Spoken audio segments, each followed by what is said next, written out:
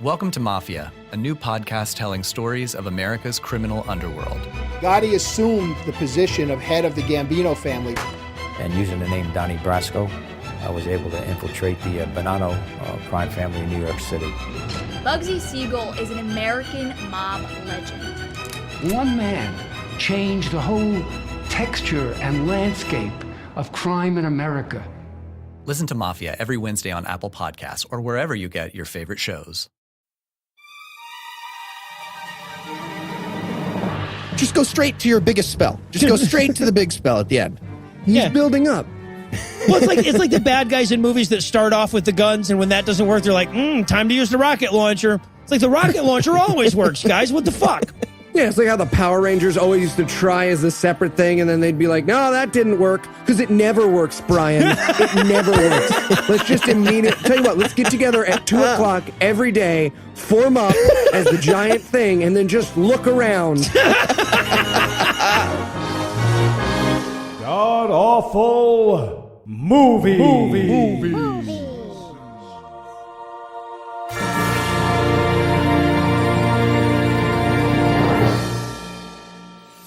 Welcome back to the GAMcast, where each week we sample another selection from Christian cinema because otherwise we'd be stuck watching the world burn down around us. I'm your host, Noah Lugeons, and sitting to my immediate left is my good friend Heath Enwright. Heath, welcome back. You know sir. who's a great musician? Who's that? The techno reggae artist who wrote the Vultures theme song. I love it now. And the 37 drummers that they used as well, yeah.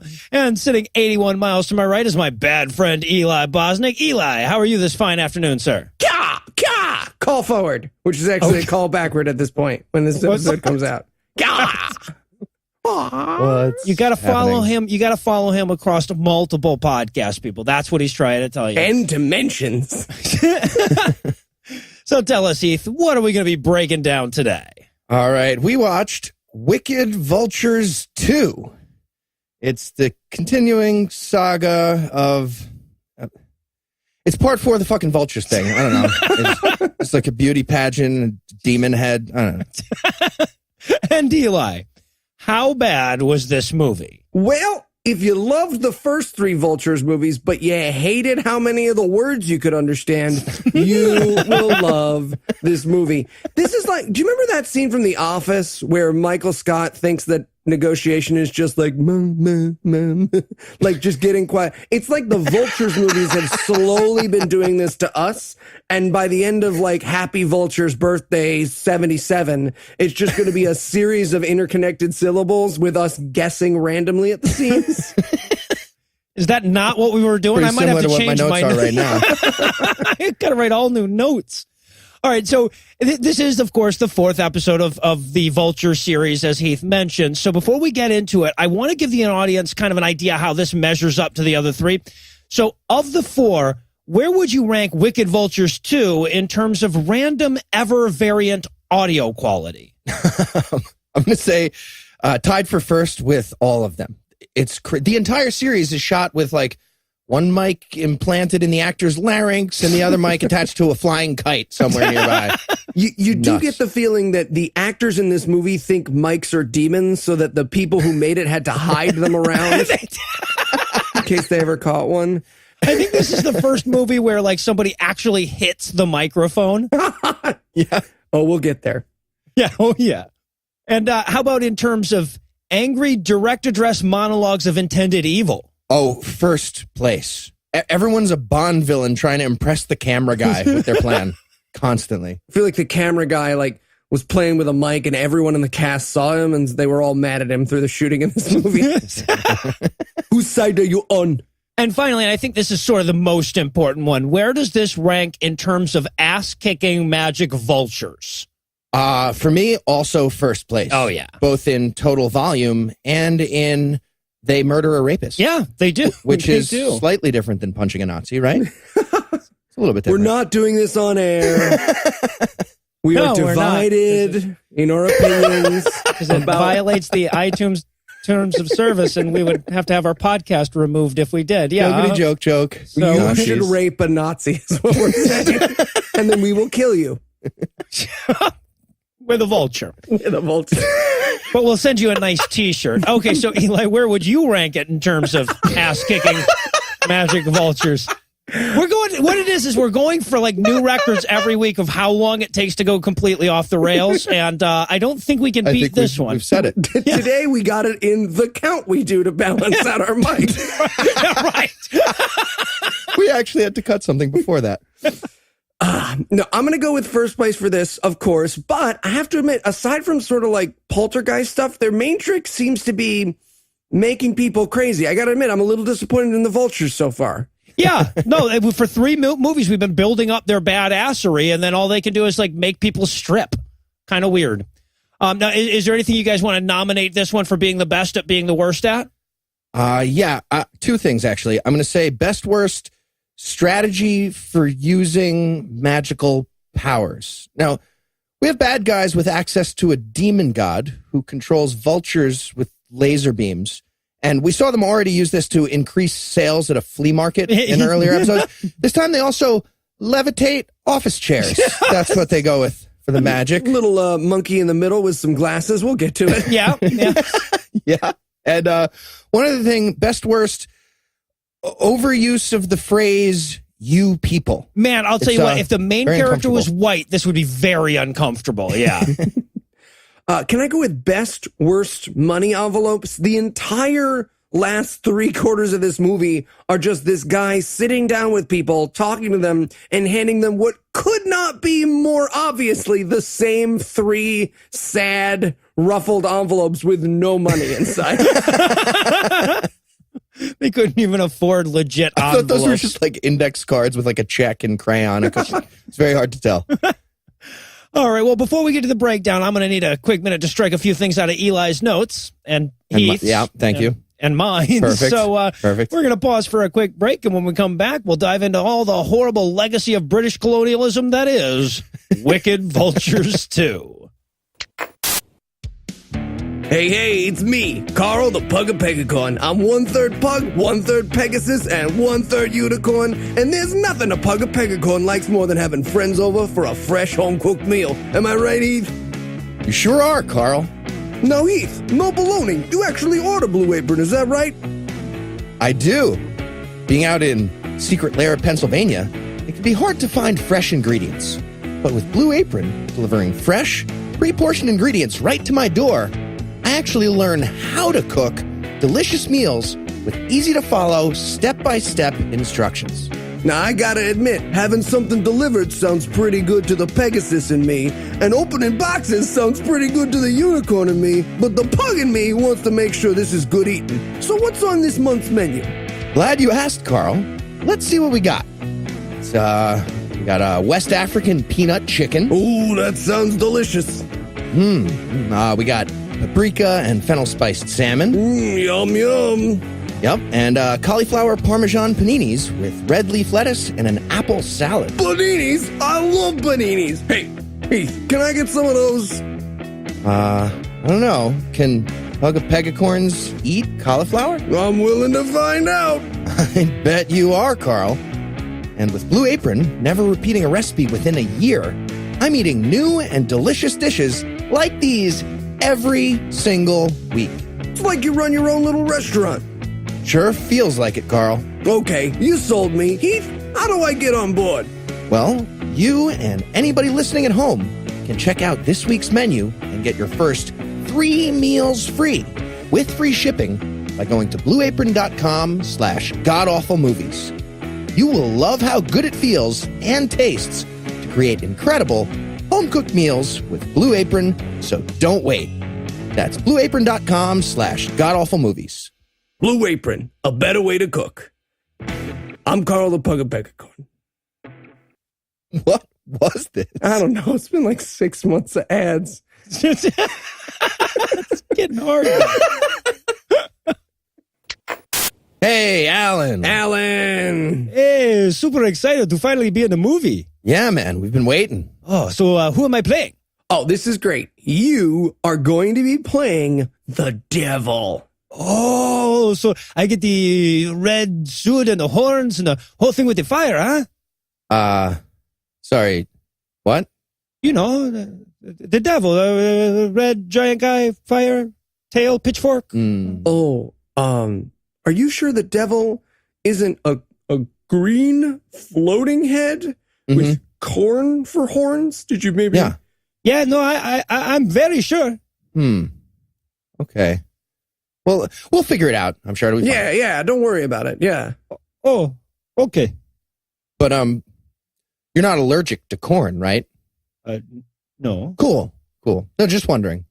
Offhand. What did I Google?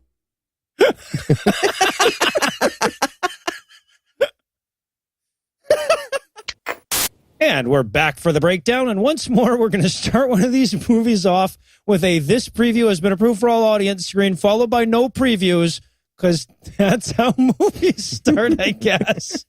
It's cute now that we know. It's kind of like a toddler, right? Yeah. Like saying ladies and gentlemen before they speak. Right. And then, of course, we're straight into those awesome flaming laser credits we love so much. Oh, I'm amazed. They feel like yearbook picture day in Muslim hell. That's what it seems like. I always wanted the laser ones. I never. Like putting on a comfy old sweater, these credits. Comfy old sweater that's haunted with green devil demons. Yeah, exactly. So now, as you'll no doubt recall, when we last left off, we had a group of dudes that were off to gang rape evil witch daughter, Quinn. And we're going to pick right back up at their rape planning stage. Now, I want to point out, because I've never gang raped before, but I feel like there isn't a pep talk at the beginning. Well, you know, like they have this little huddle where it's like, all right, guys, rape on 3. 1, 2, 3, rape. Yeah, you look at me. I'm Noah. I don't need a pep talk before a gang rape. Woo! You're judgy this week. Seriously though, they need a pregame like strategy meeting for a gang rape. I wanted to see like X's and O's on a whiteboard. Like, all right, you're gonna go Madden announce, and you want to fill the A gap and the B gap. Watch for the tight end in motion. Like, terrible. Instead of a whiteboard, they've got a game of Operation that they're drawing on. And again, we did talk about this last time we broke down this scene, but I want to remind everybody that 2 of the characters have ski masks and the other guy has cut eye holes in a wool cap and is just putting it on like nose first around his head. I really wanted a ski mask argument like Django, where they're like, come on, my wife cut out the holes in the thing. We all agreed we were doing the bags.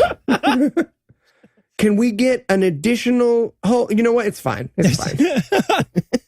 So now we head inside where Quinn is just, watching her tablet, humming to herself like you do.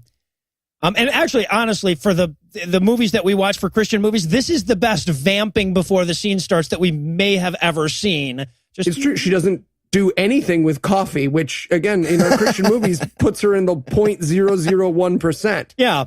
And just real quick, remind me from the last fucking 3 episodes, was there like an end game for these guys? Or is it just like doing a rape? Yeah, no, they're going to rape her because she wouldn't date the one guy. Question, what is the end game that usually occurs after said rape? Yeah, what is usually the strategy? What did I mean by that question? What is rape usually used to achieve in your life that you had a query about this particular rape? Seemed like they were going about this all wrong. So, and I love this fucking moment. So they come knocking on the door. And she's like, who is it? And I'm expecting to go, land shark. But instead, the rapist does a lady voice. It's the I best need thing. nothing else from this life. I'm ready to go now. This was amazing. Bugs Bunny dressed as a girl to rape you. No, I mean not to rape you. No. One would need something to achieve from that. We're a bunch of amateurs. Oh, God, we're getting offensive early in it. Good. Run off most of the listeners in the first few minutes. That way they don't hear the really bad shit that's yet to come when we try to interpret what these Nigerians are saying. So, okay, the rapist does his lady voice, so she lets him in, and the 3 of them come in. Now, one guy is carrying a knife that like when he bought that, the sales pitch absolutely included the words, but don't answer yet. So, again, I feel weird analyzing a rape knife, but that's a stupid rape knife. It's not the right size. I'm just saying, like, It's not the right size. Nothing. I didn't say that. I stopped. It's funny when you get little insights into our lives. It's not a reasonable rape weapon, is what I'm saying. We all know what I mean by that. Like, threatening her with a slap chop would have been more effective at this point. Yeah, no, it did look like a knife that should be cutting a tin can. Hold on, we're going to cut this penny into a corkscrew and then open this bottle of wine and then point the cork at you. So weird.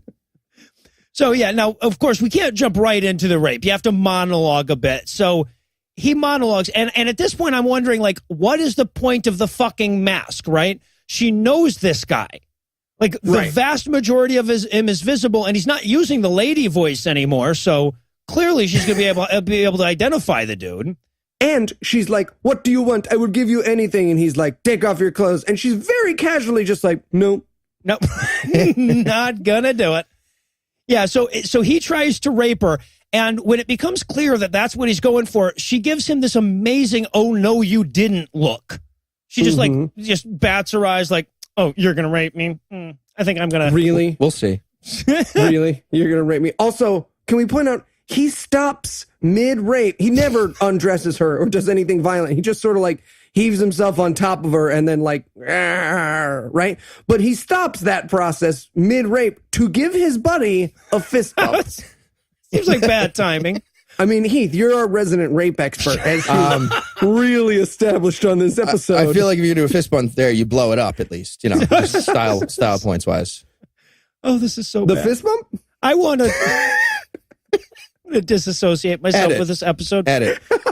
So she turns into so just as he's about to rape her, she turns into a poorly animated charred skeleton, and they all run screaming away. like little kids. They might as well push each other into the bushes while they're screaming away. It's great. And then, of course, we have to linger on this scene long enough for her to turn back into a human and giggle about it. She's having a good old time. I mean, because apparently turning into a burned skeleton is her way of like disguise. So basically the Metal Gear Solid box for her is a burned skeleton. Now who will I rape? Yeah. And apparently some guys aren't into that. Oh, weird. So all the bad guys run back to the rape planning location. Apparently they agreed to meet here if it all went wrong. Yeah, right. Okay, now if this goes wrong, where are we all meeting? All right, what do you mean go wrong? Like if she turns into a skeleton? Or? All right. Yeah. Well, all right, we run to the metal vats like where we started. Yeah, exactly. Right. Those giant kegs that we were at earlier. Safe. So it's important when you're planning a rape to have a safe. Anyway, so and the one guy says to the other, he's like, "What was it we saw? Was that a skeleton?" To which the other guy says, "I'm not sure. The graphics were actually pretty crappy. I think that's what we were going for, though." Baldur's Gate? Ghosts and Goblins, maybe? So, yeah. So the guy goes, and I love this, too, because the one guy goes, "Man, she's a witch." And the other guy's like, "Hey." I'm like, Chinaman is not the preferred nomenclature, man. Come on, Asian American, please. Yeah. At this point, I wrote in my notes, I feel like these rapists are focusing on the wrong thing because they're really not ready to call her a witch, but they were really ready to rape her. Yeah, let's not besmirch her good name, though. Yeah. Again, I feel weird critiquing the rapists on their plan, but this was not a great plan. Not a great plan. They weren't ready for the skeleton thing at all. Question. Raping people with Heath. All right, so quick question. Are these rapists doing the right thing if she's a Nazi witch? No, they're not. There's just no question of that at all. It's so easy. So, okay. What do you think? Chime in on our user page. Send me 11 private messages about it if you disagree. Hashtag rape a Nazi witch. So that sounds sort of like cool kids speak, like, rape a Nazi witch. No, it doesn't. It doesn't sound like that. What if I said weotch? Okay. So here's the sad thing is that almost nobody knows what the fuck we're talking about, and the people who do are seriously pissed. So, we'll move along. So now we cut to that same dude in bed with that same chick, which is super fucking confusing. But my first note on this, and we'll get to why this is going on in just a second, but my first note is that every bedroom in Nigeria looks as though you're moving tomorrow and the truck's already loaded. Right? Like every single one's just like one mattress in the middle of the room, a cord like snaking way over to plug your phone in. In this one, like 9, I think, Dunder Mifflin paper boxes stacked somewhere, which is weird. Little crossover between universes. Whatever. Strange. Yeah, so he's laying in bed. She shows up, and then his phone starts screaming at him, so he has to answer it. And while he's doing that, she turns back into a skeleton. Here's the thing. I think, like, if my boyfriend put on a ski mask and tried to rape me, I feel like I'd recognize him a moment later. Well, as it turns out, this was all a dream. So just, and I guess she's like haunting his dreams with magic now. The movie makes sense now. Yeah, now the movie makes perfect sense. It. And apparently, and this was amazing, he wakes up from the bad dream, and this is where we learned that apparently all the rapists sleep in one long Three Stooges style mattress together. Yep. So weird. Which amazing. And at first I was like, well, that's crazy. But I guess if all 3 of you are rapists and you all sleep in the same bed, isn't that the safest place to be? Opposite? I'm going to say rapes opposite. the rapists? Like, when you're going to sleep, it's like, okay, don't rape me. Don't rape me. You're a rapist. You are. You hang up.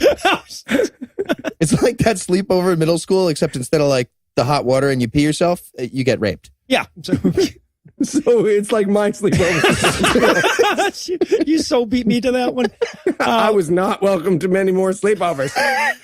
And I don't feel bad about uninviting you either. This is a fun episode. Wall-to-wall rape jokes, guys, on god-awful movies. 4 usable minutes. It's going to be a really short episode. All right, so he runs off. Daniel Tosh was right. Sorry, go ahead. And then we get some, if anything needs to be cut out, it's those words right there. Yeah, so then we get some weird piano music, and we cut to a college commons area. This is where everybody goes to check their grades. And my music note here is, what do I press to get back to actually playing the damn game? Yeah, I wrote music note. You are riding your horse in Zelda. Right.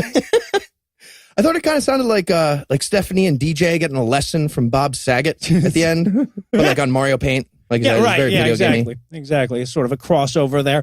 And now we've got a bunch of characters we've never met arguing about whether their school has enough hot women to win the beauty pageant that their school is putting on. Did you get all that from the words that they were saying? Not the first time I got around, that off of Noah's notes. Cheating. At Ibid. But in this scene, we have all of these people look like cartoon dinosaurs, by the way, in case you're wondering. They look like an episode of Dinosaurs set in the 80s. We got Hadaway, African Pippi Longstockings, Little Orphanage Annie. It's very weird. Everyone's a different time period and hairstyle. It's upsetting. So it's 2 women and a man, and the guy looks like a backup dancer from My Girl Wants to Party All the Time, and this other chick is dressed like fucking Rainbow Bright. But apparently these are the organizers of the beauty pageant that we mentioned for really long periods of time in the last episode. But the key here is that the guy, the Eddie Murphy lookalike wannabe guy, is not convinced that they have pretty enough girls for the beauty pageant. And just as he's expressing that, Quinn comes by, the evil witch daughter, and he's just blown away. Yes, he goes, "What a damsel," I believe damsel. Yes. And then turns to the girls next to him in real time and goes, "Ever since I saw this girl, I have one." And I was like, "You mean a second all ago?" These seconds? Yes. Remember way back in the day, just now? And of course, this is also the first time we get to hear the auto-tune Vultures of Horror music. It makes me so happy. The best. So he, and of course the girls are like, "Do you really think you could turn her into a beauty queen?" And I'm like, "Oh my God, Vultures of Horror has now crossed over with She's All That." Wow. Again, I need nothing else from this life. 10 things I rape about you. Dude. Oh, too far? Too far? Way too far. Too far rape by 9 for the straight guy things over too there far. for a third of the episode? Jesus.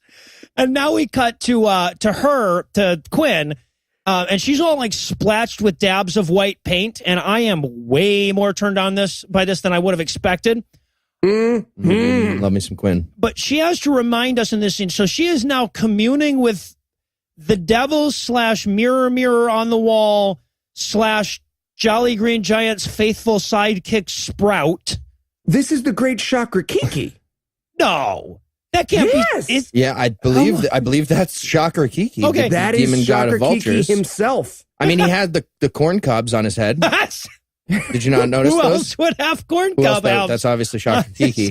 Okay, so we have to. I have to like really drill in because most of our audience, of course, doesn't watch these movies. Those lucky bastards. This guy is supposed to be like a devil character and literally has 2 halves of a corn cob sticking out of his head. And he's painted green. There's no chance it's anything but halves of corn cobs that they use for this. Unless it's maybe those little, the corn cob holders that look like corn cobs. I guess it could have been that stabbed into his brain. But yeah, it's one of those 2 things. And she's telling the great Chakra Kiki / Sprout that, it's not just these 3 guys trying to rape her. Remember the kid who couldn't find a Cornell West costume that fit him but wore one anyway from the last one? He's also trying to rape her. So she's asking for Chakra Kiki to help, vulture the fuck out all of these guys. Yeah. And he turns into 2 vultures, so we can assume he agrees. But it's at this point we should probably reflect, like, they're the bad guys in the movie, right? The witch family. Yeah. I feel like if you want your witches to be the bad guy, just quick script note. If you want your witches to be the bad guy in a movie, shouldn't they not be avenging their rapists or attempted rapists? Right? Why couldn't he just be giving her bad grades because he's a grumpy old professor, right? And then when she sicks the vultures on him, you're like, oh no, grumpy old professor. But rapist old professor is hard to sympathize with. I guess that's what I'm... At least for 2 of the 3 of us, absolutely, yeah. Which 2? Which 2 are you talking about? I feel like that was aimed at me. So now we cut to the Cornell West character sitting in his office. Now, I should point out, okay, so at the end of each of these movies, they have a little, like, coming soon on Vultures, a horror thing. So we have seen teases of this scene so many times. I was so excited when it became clear that this was that scene. Oh, now, yeah. Okay, so first I've got to set this up for you. He's doing work. Well, yeah, exactly. He is writing with his right hand and 1 finger punch typing in the middle of his keyboard with the other. Like whatever he's doing, it requires that he furiously hits B's, G's, V's, and H's very quickly. But then enter after. Yeah. So it's like TTT, GGG, HHJ, enter. TTTY, HJJ, enter. And he's writing it down with this other Pretty sure he was playing Tetris, guys. Oh, okay. I thought he was taking Eli notes, but it was one or the other. Was he taking notes on his Tetris with his other hand? Writing his moves down? Yeah, how do you get better? It's like playing chess. Think of it like planning a rape. God. So I have to point out that, because again, we have to like remember from time to time that this is Nigeria. They have an excuse for their movies being so horrible. So this guy's sitting in a leather chair that has clearly been clawed at by a panther. This would look out of place anywhere in America except a trash dump or something. But that's what they've got there, so that's what they have to work with. And the room's like split in half. He can only be on one side of the room because the other side of the room is cartoon world. Oh, there's my like God. Cartoon tile floor, and then there's the 2 cartoon office chairs and a cartoon leather lobby chair that's all up. Okay, and so to give you an idea how bad these graphics are, basically you could have achieved the same effect if you had filmed them without the chairs and then taped chairs to a TV screen, filmed that while the scene was playing. That's basically what we're looking at. If they had walked into our homes individually and been like, I hear you are watching Vultures, give me 1 second. And just held up like 2 chairs on sticks and been like, do-ko-do, bo-bo-do, do-do-do-do-do-do. Looking forward to Detroit. Before we get to the witchery, he hears a knock at the door and he's Yes. like, who is it? And then there's another knock at the door and Crazy Billionaire Money, I remake this movie where the vultures come in and just give him a stern talking to about consent. It's like, you're a teacher. How dare you? Disgusting. Yeah, but no one comes. He keeps saying, come in, and nobody comes. And then his glasses float off of his face. And of course, the glasses float off and a solid 10 seconds goes by before he reacts to them.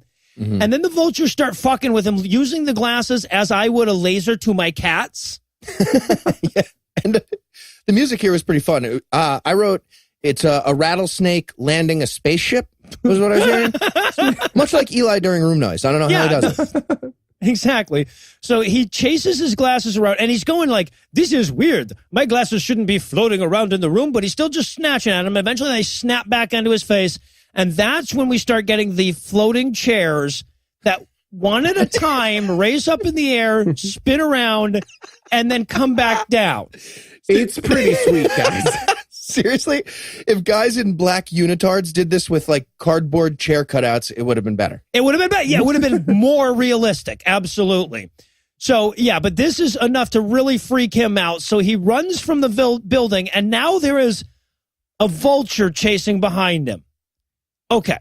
So, first of all, and we're going to see a lot of the vultures in this one, and I want to point out that when the camera zooms in or zooms out, the vultures remain the same size relative to the screen. So they grow and shrink as the camera zooms in. And yeah, also, I don't think Spider-Man Movie Maker lets you adjust the zoom. Clearly not. And also, he's shooing at the vultures, but not like when they're near him. So, yeah, great job with that. So, and then he as he's running out, one of the vultures comes through and shoots him with an ice laser. Ice laser, obviously. Yeah. Okay.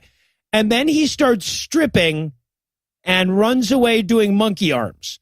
We're supposed to believe, so the laser has turned him crazy, and he's just taking his clothes off because that's how they're going to show crazy in this movie. But I thought he was getting undressed to fight the vulture. So he takes off his shirt, and he's very much doing the, like, let's get our shirts off and fight thing. Why did you think that? Why would you? He's doing like a, come on. You never fought, and you're like, oh, yeah, let's do that. Come on, this is a very classic thing. Come on, let's take off our clothes, grease up, and fight. But then he took off his pants, and I was like, that is a weird way to fight. I thought he just wanted to like shirts and skins with the vultures until he took off his pants.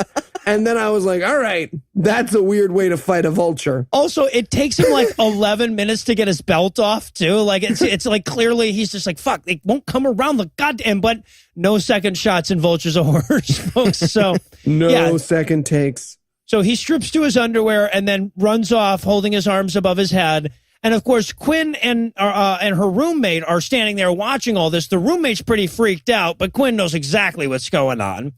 She says, oh, maybe one of the students he molested cursed him. And she's like, is it you? She's like, yeah. No, it was me. And then we cut to the vultures also chasing the rapists. Yeah. And laser blasting one of them to death. And again, regardless of the level of zoom, the vultures remain the same size. So at one point here, as we're chasing along and we get, vulture cam or whatever, we are seeing a tiny little hummingbird-sized vulture flying after this guy, approximately the size of his foot. You're telling me vulture cam wasn't cool? You know that was a cameraman on a motorcycle. There's no question that they were like, okay, you must hold very still because I'm going to drive this motorcycle right up to your face. I was thinking bicycle, but yeah, one or the other. So the vultures are chasing around all of her tormentors, and then we cut to Kwame. And now Kwame, as you'll recall, is the father of the evil witch family. And he's also doing the white blotchy paint thing, albeit in a far less sexy way. And disagree. No, everybody's open to interpretation. A third of us thinks that. So apparently it is time to put an end to all his enemies. And you know that because he says, this is the time to put an end to all my enemies. Right. And why would you schedule that ahead? Why wouldn't you just, when you wrote it on the calendar, how's Tuesday for ridding the world of those who oppose us? Oh, I've got a thing. Yeah, exactly. This plan didn't need multiple phases before the putting an end to all your enemies. So just to review, those phases were first, better sales at a flea market, then giving a lady gluey foot disease, and now defeating all enemies spell. Yeah, exactly. That's so 4 steps less than when Heath rapes somebody. That's what we're saying. It's got a long term. Andrew like said I rest. can be quiet right now. Andrew says you had to be quiet right now. Yeah. But here's my question, because Kwame is summoning the Vultures. Do you think the Vultures had like a complaining moment when they got home where they're like, fuck, Kwame wants us to... Where have they been? It's been 4 weeks. Fuck, man. 4 weeks they were sitting around bitching at me, and now they all want us. This is what it is. Caw, I'm a vulture. 3 goddamn episodes. They've barely used us, and now all of a sudden... Yeah, so he pulls out a little voodoo doll. Now, I'm not entirely clear on who he's cursing with this voodoo doll. But if I'm following it correctly, it's all the hardworking people, all the successful people, and the greedy people that exploit Nigerians. Circle the one that's not like the others. Right. And this was one of the few scenes where I had to go get Lucinda, where I'm like, oh, baby, you gotta see this shit. Because this is where he gives the curse. Oh, the curse with the close-up of his mouth? Yes. Oh, so sexual. He goes, you have a wife who is pregnant. I will make her pregnant for 2 years. What a bizarre fucking curse. I mean, yes, that sucks, but it's still weird. But he totally buries the lead on this, because then he goes, and then just when she's about to deliver, she's going to deliver a goat. And I gotta say, that's a pretty sweet-ass curse, right? Because you got someone pregnant for double the amount of time, and they're like, finally, the baby's here, and it's a goat? That's an awkward day. Right? You finally get to open all the baby shower gifts, which you got a year and a half ago, and you've got all the blue Kids booties eating and stuff. all of them. Yeah, It's exactly. been painted 3 or 4 times, and then you just have a goat, and your husband's side-eyeing all the goats along the road on the way home. I feel It's a like you better would have curse. noticed, like they'd have picked up the hooves in the 7th trimester ultrasound, but it's Nigeria, so who knows? Also, I feel like the goat thing's a little too obvious, right? I mean, like, go subtle. Like, give her a white kid to fuck with the Yeah, husband. there or you something. go. Ooh, worse. Definitely. Of the white people I know, most of them are worse than goats. Yeah. Then he tacks on to the end of all of this curse. He's like, and then you'll go to sleep and get up no more. And I'm like, yeah, that seems like the worst part. Again, yeah, just go straight to your biggest spell. Just go straight to the big spell at the end. He's building up. Well, it's like the bad guys in movies that start off with the guns, and when that doesn't work, they're like, time to use the rocket launcher. It's like the rocket launcher always works, guys. What the fuck? Yeah, it's like how the Power Rangers always used to try as a separate thing, and then they'd be like, no, that didn't work, because it never works, Brian. It never works. Let's just immediately... Tell you what, let's get together at 2 o'clock every day, form up as the giant thing, and then just look around. So now he's done with that voodoo doll. He's done cursing all the successful people, and then he pulls out another voodoo doll to curse Lucky, who, again, as you'll recall from the earlier ones, that's the newly appointed community chief. He wanted to be community chief, but the damn elders chose Mr. Lucky instead. So now he has to curse him. And after this hyper-specific goat pregnancy, sleep death thing that he had for that, he says about Lucky, he's like, and for you, Mr. Lucky, you have no idea what's going to happen to you. It's not good. That's all of. Oh no, none of us do though. Really, anyway. Yeah, things will not be sure. Poof. So, weird spell. And then he wraps the dolls up with ribbons and adds a twist of lime. Apparently, that's an important part of the spell. I wanted some drunk white girl to stumble over. I'm sorry. Can you melt some mint in those voodoo dolls with us? I'm sorry. Sugar the rim of that voodoo doll? No. It's my birthday. Go fuck yourself. So you can tell which one of us used to be a bartender. I used to be a bartender. So I hate that girl.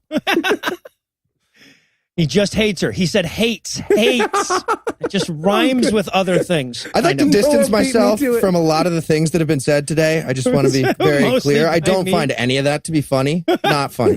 Not funny. So now we cut to Mr. Lucky meeting with the village elders on the play school chairs that they meet on. Again, it's Nigeria. They need places to say. I get it. I'm not making fun of them for being poor. Okay, I am. But I'm taking it back right afterwards. So I think that makes it okay. Oh, look at Rape Plan getting all judgy. That is not my new nickname. That's official. And edit. So I love that he was talking to me, but you came to the defense there. You're just kind of digging a hole for yourself. Shouldn't have made fun of Morgan right before this episode. Shit. You'll get no help now. So yeah, now the actor who plays Mr. Lucky, and I think we picked this up the last time we met him, but this actor clearly demands a progressively sillier hat in each scene that he appears in. It was in his rider like the green M&Ms. There is no question. So this time he comes out wearing something like that they'd make you wear if you worked at Moobies. He's got a giant goat. How would you even describe this thing? The cow hat that he's wearing. And he forgets his very first line, too. He totally does. He walks in and he goes, I love to show you my respect. And I wrote, the Eli Bosnick story. I get it. She turns around and looks disappointed. You get dressed real quick and talk about how much you respect her? Sure. And there are so many times in this movie, by the way, where actors will clearly fuck up their lines, so then we just are suddenly at a close-up halfway through the line. Yeah, so they're discussing all the logistics of installing him as community chief. And by the way, that's exactly as interesting as I just made it sound. But apparently this will be a big event. And also clearly, after they explain that, Lucky forgot that it was his line next. So we get this amazing moment where everyone's just kind of vamping and kind of hinting around, sort of elbowing him and shit. And then we cut to a close-up where he delivers his line. It's really fantastic. Then the laser vulture comes along and lasers him. Yeah, and this time he chokes and spits up Alka-Seltzer. Right, but that's supposed to be him going crazy, because later on everyone will talk about how he went crazy. Yeah, again, they had no other ideas for the fucking vultures. So then we cut back to we get a little vulture chasing arguably rapist bit. And then we cut back. The vulture chases someone. Yeah, exactly. And then hits him with a laser, which makes that person take all of his clothes off, including very clearly his underwear, until someone stops him. He takes his shirt off. They're like, no, He stop. goes, and you could practically hear someone off camera go, no. And I wrote in my notes here, oh man, I hope nobody hands this dude some cocoa butter. Oh no, movie, don't. These people don't commit, is what I'm saying, all right? So then we go back to the elders, who are trying to figure out what to do now that the chief got vulture lasered into insanity. You know, it's the kind of problem you have in Nigeria from time to time. This is what you get to find out about if you participate in local government, people. Get on it. And one of these elders is the bodega lady's husband, who points out that, you know, not only did the chief go mad, but his wife also has a foot thing. And what are the odds that one person would have mental illness and another person a foot ailment? Must be Satan magic. Must be Satan. Also, we should point out this character is characterized by the silly props he will carry throughout this movie. Yes. In this scene, he's carrying a feather duster. Yes, which he will knight someone with later. Yeah. And they basically spend the next 6 minutes of this scene agreeing with each other that the only reason there could be a lack of progress in Nigeria is Satan. Yes. Well, okay, so, and then another one of these elders is the guy whose wife woke up at the end of the first episode and beginning of the second episode. So he's like, you know, now that I think about it, way back in episode 1, my wife had a bad dream where she said bad things would happen, and bad things did happen. So the other guy goes, you know, I don't always agree with your wife, but I have to admit her dreams are certainly coming true. So yeah, and this is the truly terrifying part of this movie, right? Like we make a lot of jokes about virtually everything in this movie, but the terrifying bit is that the underlying concept is that without a satanic influence, there's no way that there could be canker sores and economic stagnation. So yeah, it's terrifying again. And of course, the wife is in the scene here, so we get another close up of her partially peeled glue foot syndrome. Yes, the old glue foot. Looks like your hand if you fall asleep before you clean up. And then of course they also have to mention that, like, they've heard of women carrying pregnancies for over a year, like goat pregnancies, that is. And then a Ford Taurus pulls up, so you know that motherfucker's loaded. And this is Gluefoot Lady's son. Yes, who we've never met before, yeah. Who we have never met, who will wear a fantastic selection of shirts throughout the rest of the movie that will always make me glad to see him. Yeah, this one looks like a Vegas figure skater. Okay. A little bit. Yeah. I had fat woman's blouse. Like a shirt dress. Yeah. No, that's right. That's about right. So, yeah. And so, like, as he comes up, he has to bow to one of the elders so he can knight him with his feather duster. And then he walks up. He sees that his mother has a foot thing, and he goes, "Who did this to your mother?" And she says, "My enemies." Wow. That's terrifying. And to punctuate this, by the way, a very clear, very loud goat in the background goes right after she says "my enemies." And you know they were like, "Can we shut up the goat?" Little professionalism here. All right, guys. I was actually expecting her to go, "Oh, I haven't introduced you to your little brother yet." So, and then we cut to that night, which is completely fucking pointless because this is just a continuation of that scene because now that same family is sitting around having dinner. Well, but the son gets to have a new outfit. Well, that's for true. Tonight. That's true. Now he looks like a DJ at Club Med or something like that. Yeah, now he has a jacket made of fall leaves. And the mom starts the scene off regretting giving up the charm that she used to fight off the skeleton army in episode 1. And I feel like, you know, anything that turns back an army of skeletons, that's a keeper. I'm holding on to that thing. But she gave it back, and she's really regretting it now. I also love to, okay, so the son here is like, it's like me hanging out with Aunt Kathy, because they're going like, yes, it was definitely the witches and the evil enemies. And the son's like, yeah, you know, I don't believe in that stuff, but, you know, whoever it is, let's leave it to God to punish him, huh? So let's not burn the albinos, huh? Yeah. What do we think? Can we get a promise not to burn albinos until we come back tomorrow? And then it's still open for discussion. It's always still open. Also, during this conversation, just again, the background is giving us gold. There's very clearly a giant, sick, weird-looking cat crawling along the back wall. Oh, yes. They're talking about how Nigeria just kind of sucks. And then, like, a literal dingo walks by in the background. It might as well steal a baby and, like, fail an AIDS test. It's so bleak. Well, and that's the conversation is like, everything all over the country sucks, therefore there must be magic Satanism. I'm like, when has everything in Nigeria not sucked? What was the golden age of Nigeria, people? This is the best it's ever been. It's going to be the most populous country in, like, a few decades, right? Yeah, it's the projection. Yeah, it's pretty terrifying. Awesome. So now it's the next morning. Don't worry, it'll be the previous night later, but it's the next morning now, and we have a car pulling up. Everyone rushes to greet it, all four of the townsfolks. And this is Minnie LeBron, the main character from the first 3 movies that always gives people money and stuff. And who everyone just compliments in every scene of every movie he's ever been in. It's amazing. But they run at his car like goddamn zombies. Yeah, like they're trying to fucking wash his windows for money or something.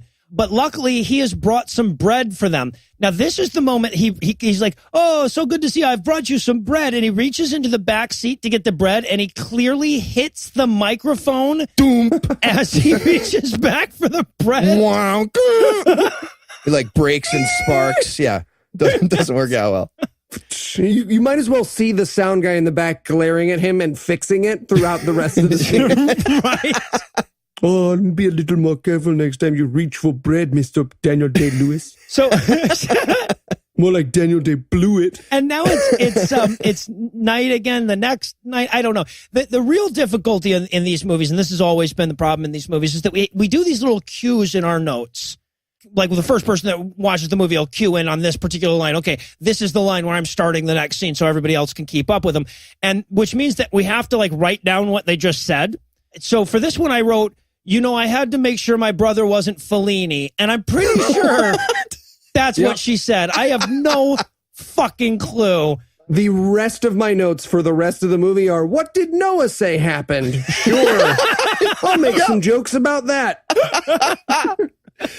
My cue was two women talking to each other. I can't understand them. Even if I could, they keep switching to the faraway mic that's on a kite. Hopefully Noah will have notes.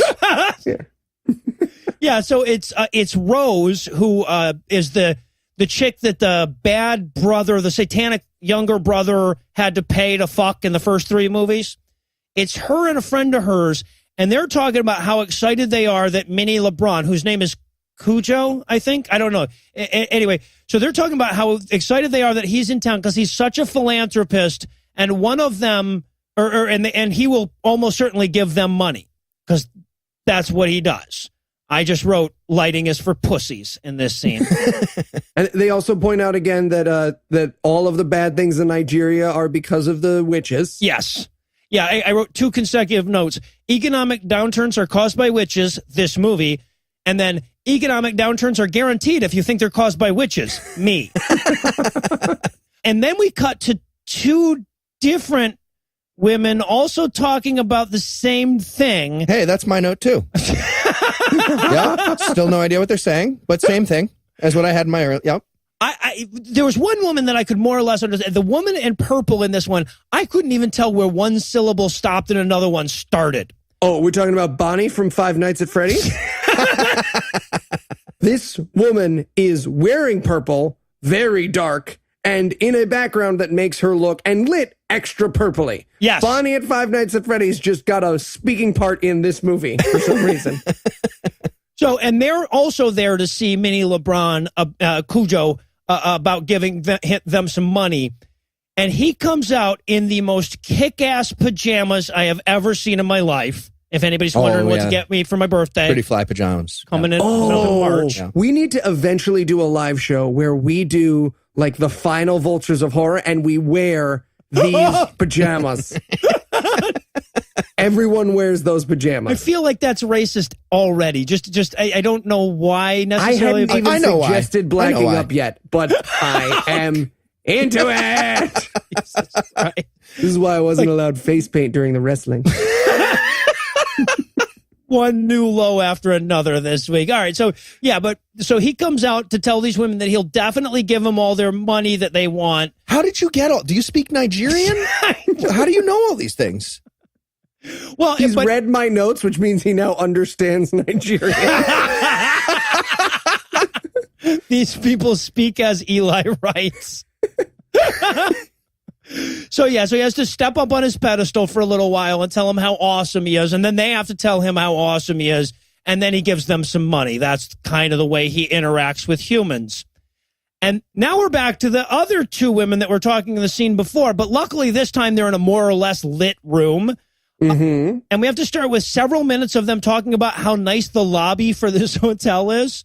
Very nice, because it's got a sectional sofa and a love seat. Mm. Yeah, and another sofa. Yeah, it's amazing. It looks like the office of a psychologist who was disbarred. And you know why. You know why. He made a plan with Heath. You get what I'm saying? So, a Heath plan, as I will call it for the rest of my life. And the rest of yours, people listening. So, now I've got to identify, and I'm so proud of myself. So proud that I know who these 2 characters are. So one of I thought they were 2 different women a third time. No, one of them is Rose, and the other one is Gluefoot Mom's daughter. Dee Dee, right? Yes, uh-huh. And she's explaining to Cujo, to Minnie LeBron, about what happened to her mom's foot. And this guy has such amazing lines. He actually says in this scene, and I quote, "It's so sad to hear that your mom's legs are getting rotten every day." Yeah, I fucking love this. Sorry about your gangrenous mom. Here's $10. What? And he even gives her the money. He's like, "This is for your upkeep." I'm not saying get a haircut, but I'm not saying that too. You know, upkeep like a house or an old bridge. Or like a saw for your mom's foot. Because it's gross. So, and one other line from the scene, right near the end, tell me if I got this right. He gives them the money again, right? And he says, "From where this came, may God replace 1,000 foods." Yeah. Sure. Yeah, that's the girl. She said, I think she means from whence this came, may God replace 1,000-fold. Like you gave me $1. Gosh, you should get 1,000. Okay, that makes a lot of Yeah, sense. I'm Nigerian. I don't know if you guys know. No, I just from your type writing. what they say, and then I understand it. So there were several times where I'm trying to figure it out, and as I look back over it, I'm like, oh, charm is what she was saying. So now, and just to make sure that there's no fucking way you can follow what's going on in this movie, now it's the next day, and we cut to these same two women leaving a different building wearing different clothes. Just to confuse me and make me feel racist. Yeah. Mm-hmm. But talking about the exact same subject. Yes, right, exactly. Which means that their last conversation must have been like, okay, wait, we will remember exactly where we are and we will continue immediately from here tomorrow when we leave, not when we get into, when we leave that place over there. Yeah. And so, and try to keep up here. What they're discussing now, after they talk about how awesome Minnie LeBron is for a little while, is Rose is apparently the romantic interest of the other girl's brother. That's the guy who is alternately dressed in ever more bizarre shirts throughout the movie.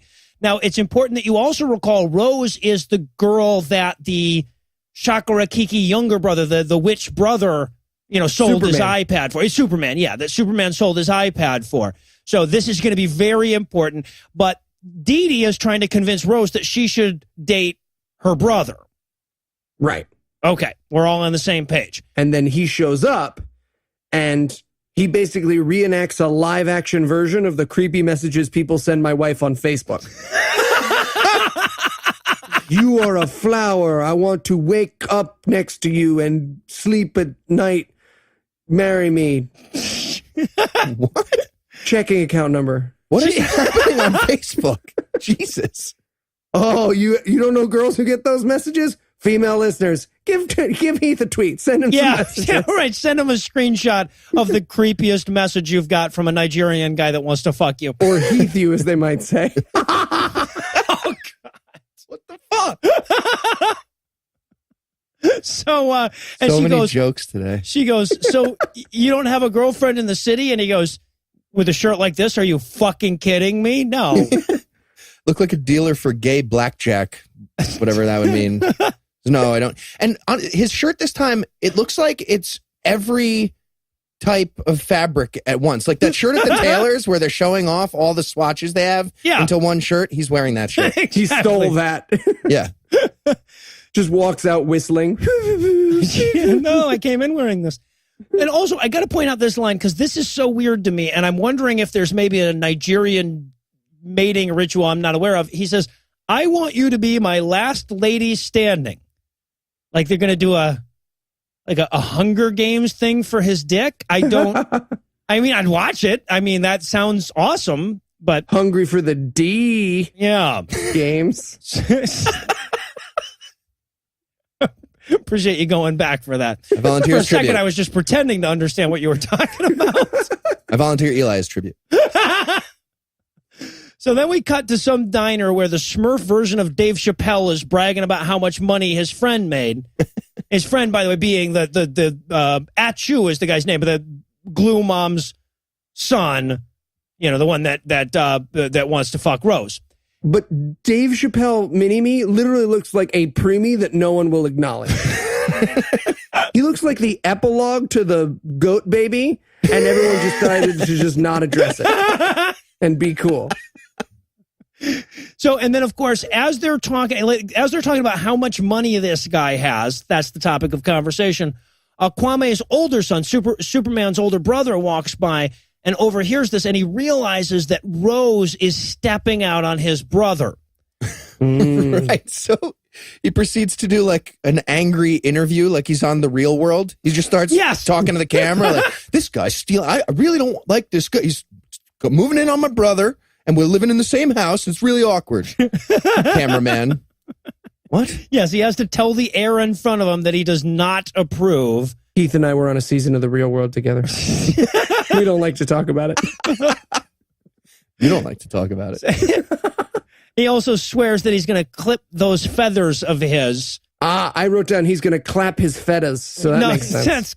Yeah, clip his feathers. They have a lot of chicken-based insults in Nigeria, street chickens and whatnot. So then we go back to the porch of evil with the Shaka Kiki poster on it so that he can break the news to his brother that his girlfriend is stepping out on him. And he actually says this line, he was feeding her fresh fish, man. Don't you understand? Are you sure that's what he said? I am not at all sure that's what he says. But I am pretty sure the words fresh fish were in there. There were definitely fresh fish in there. I don't know what he was describing at the time. And also, by the way, Superman is wearing like a blue and white striped shirt with a popped collar that kind of looks like the cone that they put on dogs with stitches. That's all I could think of the whole time. There's so many of those.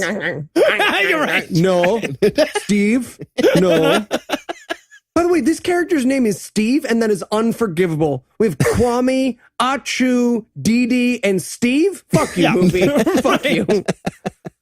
So, yeah, but Steve is the older brother. Superman is the younger brother. I know he has a name, but we've been calling him Superman so long I can't break the habit.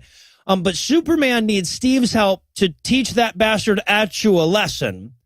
And then, of course, Steve leaves, but he keeps talking because he has to direct address the camera and tell Achu that he'll be taking to the hills next time he fucks his girlfriend. He steps it up from real world. This time he's like pro wrestler the week before SummerSlam, like yelling at the cameraman. Right. Fantastic.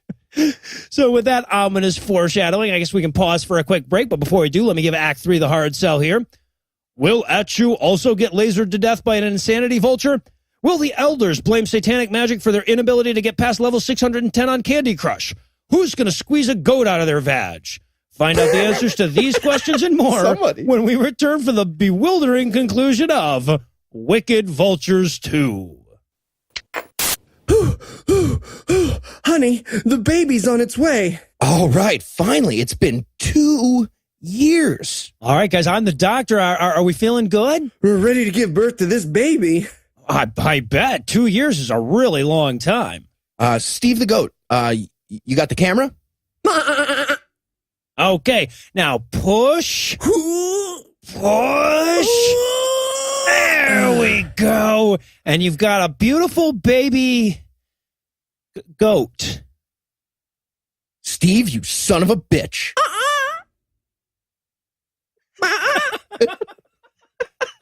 Give you a second take. And we're back for more hot vulture on vulture action. And this time we're going to rejoin the elders who have upgraded from their mini plastic kindergarten chairs to the most comically squeaky chairs you can possibly imagine. Seriously, it is like a sketch. Every time these actors move, it's like, and we must always go through the. Yeah, exactly. They're literally getting interrupted in their lines by the chair, like Lucille Bluth turning on the blender in the middle. It's so good. Like they put pickup mics on antique wooden chairs and did a scene. Clearly, yeah, because they hate my ears. And they're all discussing the great alcohol that Cujo brought him, that Mini LeBron brought him, which is clearly a bottle of Coke with a green label, right? I thought they were drinking pints of Jaeger. I didn't look at the bottle. I thought it was Jägermeister as well, and I was very upset that they were drinking it in like beer glasses. In pint amounts, correct. Yeah. So they all talk about how awesome Cujo is before he shows up in the scene, and then he shows up in the scene and everybody talks at the same time about how awesome he is for a couple of minutes. In brand new pajamas. Well, dressed like a lawn flamingo.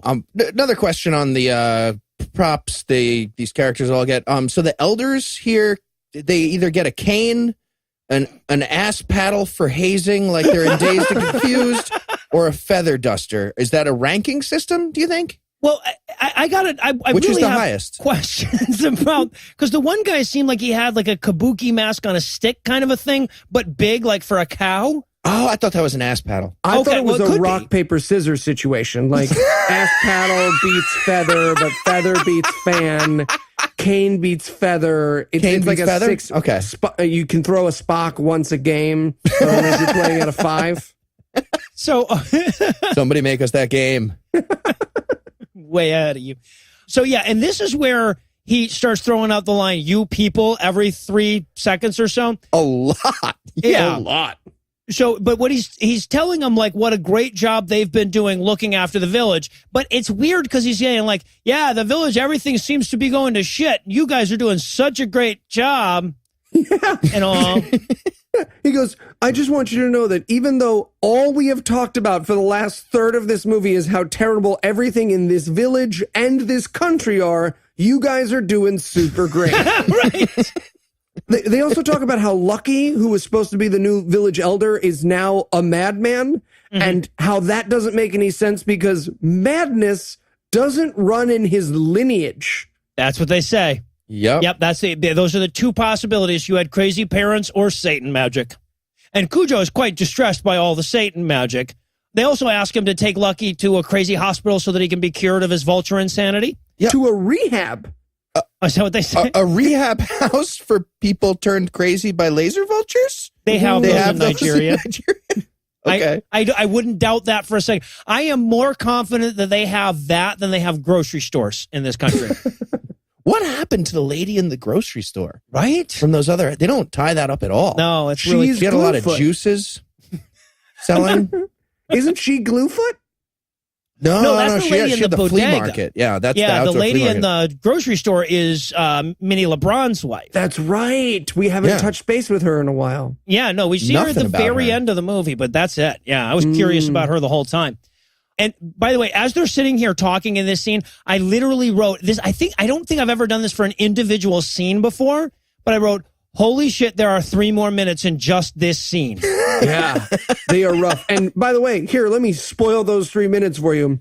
There are widows without children who don't have any food. There are young people who want to go to school. And there are something. People living at the boundary with no electricity. Yeah, people living at the boundary with no electricity. Really? So I have created a plan for widows without food, children who want to go to school, and electricity. Hey, guy on the left, you will be in charge of widows without food. Hey, guy on the right, you will be in charge for kids who want to go to school. You will be in charge for the electricity. Everybody, break. Yeah. Well, except it's like, listen up, you people. I want you people to run my charities, you people. Okay, you people. Now, okay, yeah. Now, at the very end, he basically is saying, and this is kind of an awkward thing to have to say to people, is like, I'm pretty sure you guys aren't going to just steal this money. But, but so that you guys get an idea, like, I actually transcribed this. This is the actual sentence that he uses to say this, okay? I shit you not. These are the fucking words that come out of his mouth in this order. I have no doubt that you people are going to use the funds that will be given to you people that would be used for the reason they have been given to you people. That's the actual fucking line. He's clearly winning a bet. He's playing the meow game with somebody on the set. There's no question that that's what's happening here. Oh.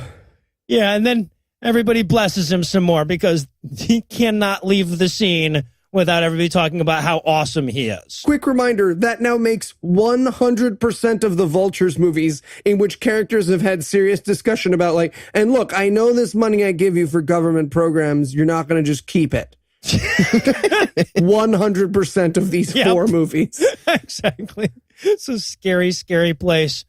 So now we cut back to the Porch of Evil, and I guess Cujo, Minnie LeBron, has gone to the house to see Kwame and his wife. They weren't there, so he talks to the brothers, Superman and Steve, about how they should come into the city and work for him and stop being evil vulture worshippers. And he also explains, like, I can't believe you won't let me help you. I help people every day. You are my immediate constituency. That's what he said. Like I wrote his lines. More importantly, like I wrote his lines and then George W. Bush Jr. translated the lines using a thesaurus to look smarter. To be fair, he would have said constituency if I'm reading your notes correctly. Anyway. So yeah, he's not very happy with them for being Shakarakiki worshipers, and he wants to help them, but they won't let him. And he's like, they're like, well, you understand, Uncle, Dad'll get all vulture murdery if we go, how he gets voodoo dolls and whatnot. So he leaves. He's like, okay, but think about it. He leaves, and then they stand there discussing for a few minutes how much sense he makes. Yep. Mm-hmm. And you guys correct me if I'm wrong. Here's another line here. We get at the end of the scene. This idea of living by the bank of the river while soap is blinding our eyes is what I just don't understand.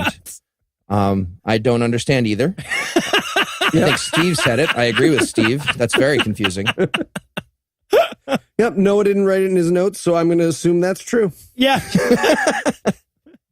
So it's like a magic trick. If I could see it, if we could go back there, I could probably tell you what he said. But yeah, okay, so Superman, and then of course Steve walks away and Superman keeps talking as though he doesn't realize he's alone on the porch now for a little while. And then we cut to later that day on that same porch, and Kwame is drinking a watermelon. That's my one, I guess. But what the fuck else could that possibly be that he's drinking out of? Coconut. Yeah, coconut milk. It was a green coconut? Yeah. Yeah, I think so. That's weird. That's what they there's two coconuts on the outside of a coconut, and you got to and then you the brown thing that we get at the store, and that's the coconut to us. But they just get a big Okay. All right. Gotcha. So it's an African watermelon. Technical terms. And he wants You The funny thing is I understand him exactly when he says that, because I've watched a lot of Nigerian television. So and of course Kwame wants to know why Uncle Cujo was there.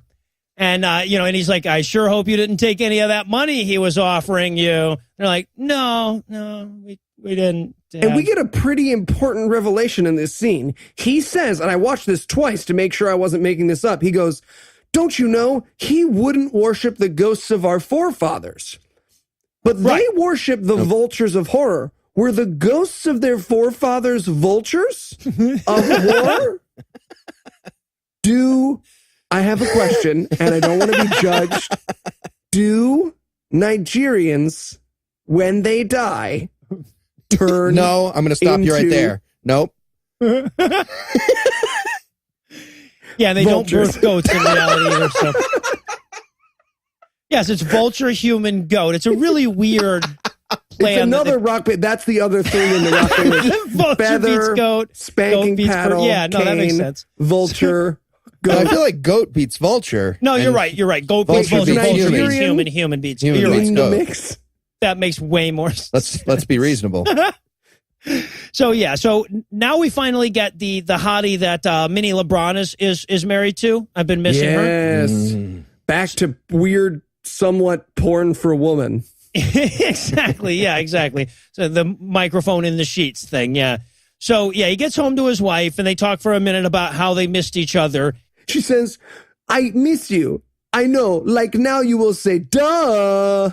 And I wanted her to turn to camera and for like golden letters, like now you will say, duh, to appear across the screen. Like that's her catchphrase that they created for her in this movie. She said it. I'm going to say that from now on. Like now you will say, duh. So yeah, he has to tell her all about all that Satan magic back in the village. And this is where he describes the attack, the leg thing, the rotten leg thing. And we saw the leg. It had Elmer's glue, and then they peeled some of the glue, but not all of it back off. That's what they did. But when he describes it, he's like, oh, and literally he's like, there are maggots coming out of it. Like, there weren't maggots coming out of it.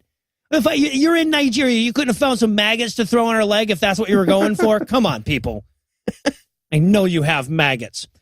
And the wife. I'm really tired of you accusing people of that. I just want to say it here on the air where we can all hear it. And the wife, her response to this, when he talks about the maggots coming from her leg, is, what's this society turning into? What with the maggoty legs and stuff? Like, what the fuck? I mean, it's not. Anyway. She might as well have said kids these days. Yeah, right. With their maggot legs and loud music. Why can't they dance like we did? What's wrong with Sammy K? That was a Bye Bye Birdie reference, everybody. Somebody's He's loving trying that. to go super G-rated to balance out the episode. It's me, your buddy Heath. Balance who out likes what? Dumbo We didn't jokes. cut anything. There's no need to balance anything. So, and this is very important. This is where we learned that Cujo suspects that Kwame and his family are the source of all the satanic magic that's destroying the village. That's going to be important in the next one. So now we got to go back to, okay, here's my line cue. And I seriously, I listened to this several times. This is the closest I can get. coffee at a goy okay yourself. I already told you I'm no model. So we're cutting back to Quinn, the daughter, so that she can tell gay Arsenio Hall that she doesn't want to be in his stupid beauty pageant. Right, the dinosaurs, the cartoon dinosaurs. Yeah, the cartoon dinosaurs from earlier. Who are now dressed for the 1940s, the year 2012, and 8 million years in the future, respectively. Yeah, and they're trying to talk her into joining this beauty contest, despite the fact that she is the least attractive young woman that we've seen in any of the scenes in this movie. But she isn't interested. She's going to take her blow pop and go home. Yeah. I feel like this beauty contest plot is about to pay off huge in part 5. Like, it's going to be big. Maybe part 8, maybe part 9. We'll see. How many are there? I think there's only 6. I'm very disappointed by that. So we'll send them $9 or $10. They'll make a few more. So gay Arsenio Hall is not pleased with her telling him no. As a matter of fact, he says that he's not going to take no for an answer. So he's going to pageant rape her. How do you not take no for an answer on a beauty con? I don't get how you can force.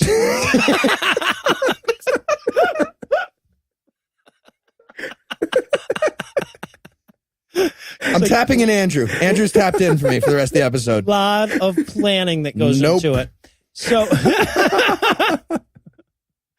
So yeah, and he says, we need someone with beauty and charisma in this contest. And I'm like, beauty's debatable, but fucking charisma? Charisma. Okay, do we all agree what that means? Because she only yells at people in this movie. So then we cut to all the other beauty pageant girls, and they're pissed because they heard Coffee, who I guess is the gay Arsenio Hall character, has been going around saying they're not good enough for this contest.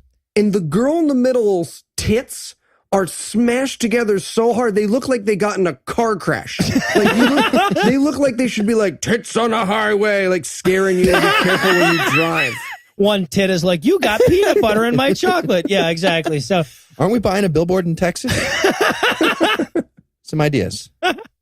They're getting back to us with a quote. And this scene is pointless for a scene in Vultures of Horror because they're all like, yeah, I heard he says we're not good enough and he's trying to recruit Quinn to be in the contest. And the other girl's like, oh, those are just rumors. Let's go back to looking at the iPad. And like, okay, that's the scene. Yeah, but it is indecipherable. At this point, I wrote in my notes, tell me what the words in this scene are and I'll split my dick with a cowbell.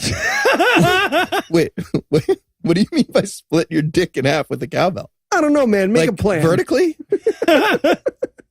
I'm confused by that. No, vertically or horizontally is a great question. Is it not? Exactly. Thank you. Like a lobster? Wait, now I'm confused. What do you mean by lobster? What did I mean by lobster? Great question. We'll just leave that hanging in the air for the audience to figure out. So now we cut back to Achu, the guy that Steve and Superman are about to vulture to death or whatever. And he's getting in the car with Rose, with Superman's girlfriend. And that's when Superman shows up to kick some ass. Now, before we go into the details of this scene, I want to point out this guy houses at his disposal demon vultures. That was an option. He could have gone demon vulture. That's the whole movie. You have to keep that in mind. But he instead chose this, right? So he comes up to the car to give Achu some shit. Also have to point out Superman and Achu are wearing matching shirts, except one is in blue, the other is in red. Yeah, it's very helpful. Amazing. It looks like they're rivals in like the douchebag Olympics and they're about to like joust or something. Next up, laughing and talking about surfing loudly at the table next to you.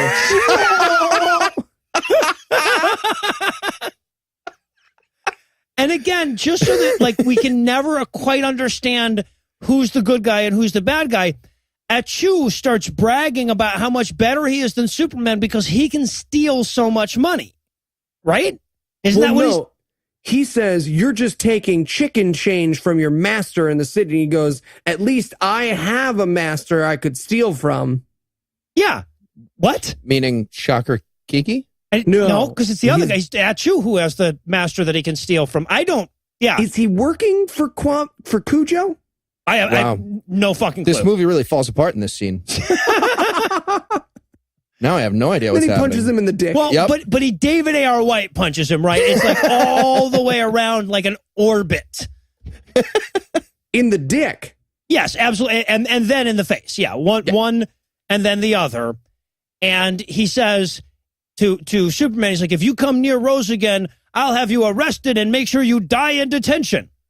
Sorry, hate to correct you. He actually says, I'll arrest you and make sure you die in prison. Oh, right. Question, and I don't want to be judged.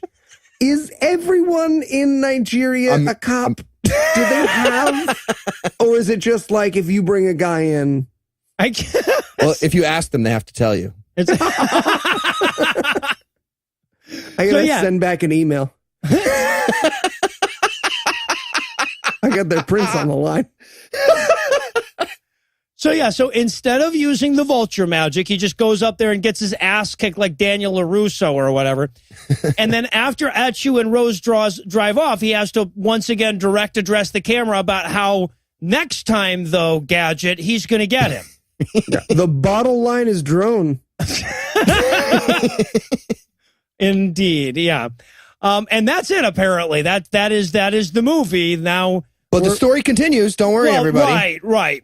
And also we get a couple of coming attractions before the credits. Mm-hmm. And I'm so excited.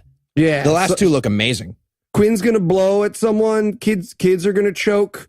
It looks like Cujo's going to join up with the bad guys for a minute. I'm very confused about where the plot of these movies is going. And I don't think the people who made these movies know. No, but there are some creepy kids fucking with Kwame at some point. Yeah, looks like there's a lot of awesome shit to come. Revenge of the Vultures is definitely where they put all the money. And then we get the credits, and I pointed this out every time we've done this, but I have to point it out again. In the credits, there are 55 people listed as drummers, 21 people listed as crew. Do they get more drummers every movie? I feel like they add 5 or 6. Yeah, exactly. This is just a drummer acquirement project. So I guess to wrap things up, I suppose we should try to put this movie in perspective. So in terms of horrible shit that has happened to Africans, where do you think this movie ranks? I'm going to go with worse than letting white girls go on foreign exchange trips there, but better than malaria. All right, no, that's fair. That's fair. I'm going to say somewhere between Heart of Darkness and Hats Off to Botswana. In terms of horrible portrayals of Africans. Maybe if you would come to rehearsal. Elias Tunde is pretty halfway in between those two. Yeah. And I guess, well, that does it for our review of Wicked Vultures 2. That's not going to do it for the episode just yet, because we still need to coax you back for next week. So, Eli, tell us, what's on deck? The Resurrection of Gavin Stone. Oh, we're going back to the theaters, aren't we? Oh, yes. Oh, really? The full Christian movie experience again. Great. Complete with no one else in the theaters but us. Me and 6 old black ladies. Yeah. So with Eli and 6 old black ladies to look forward to, we'll bring episode 76 to a merciful close. Once again, a huge thanks to all the Patreon donors that help make the show go. If you'd like to count yourself among their ranks, you can make a per-episode donation at patreon.com/godawful and thereby earn early access to every episode. You can also help us out a ton by leaving us a 5-star review on iTunes and by sharing the show on all your various social media platforms. And if you enjoyed this show, be sure to check out our sibling shows, The Scathing Atheist and The Skeptocrat, available on iTunes, Stitcher, and wherever else podcasts live. If you have questions, comments, or cinematic suggestions, you can email godawfulmovies@gmail.com. The theme song for this episode was written and performed by Ryan Slotnick of Evil Giraffes on Mars. All the additional music was written and performed by Morgan Clark. If you'd like to hear more, you can follow the link on the show notes for this episode. Thanks again for giving us the chunk of your life this week. For Heath Enwright and Eli Bosnick, I'm Noah Lugeons, promising to work hard to earn another chunk next week. Until then, we'll leave you with the Breakfast Club close.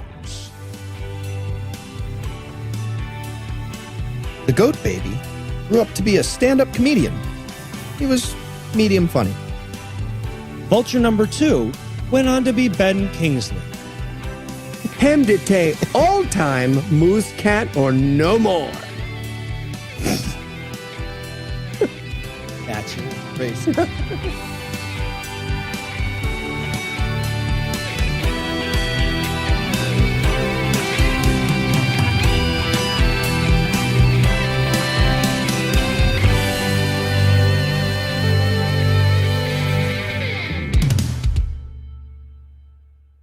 The important thing is we're enjoying ourselves. Accused goat sound.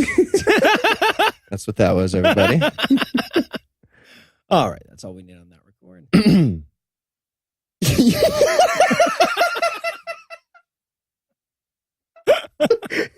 Correct. Pug a peg chord. Peg a pug chord. Like it fucking matters. That was going on there. All right. Sorry. I got this. You're a professional, dude. You're a pro. I got it.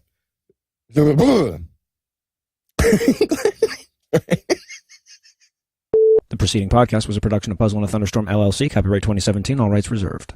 You bring your phone everywhere. Work, school, the movies.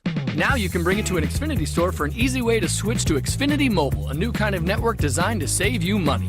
You can get up to 5 lines of talk and text included with Xfinity Internet at no extra cost, so all you pay for is data. It's never been easier to switch to Xfinity Mobile and keep the phone you love. Click here to see how. Sorry, I gotta take this. Restrictions apply. Limited to select mobile phones. Requires activation of a new line of Xfinity Mobile. Up to 5 devices per account. New Xfinity Internet customers limited to up to 2 lines pending activation of Internet service.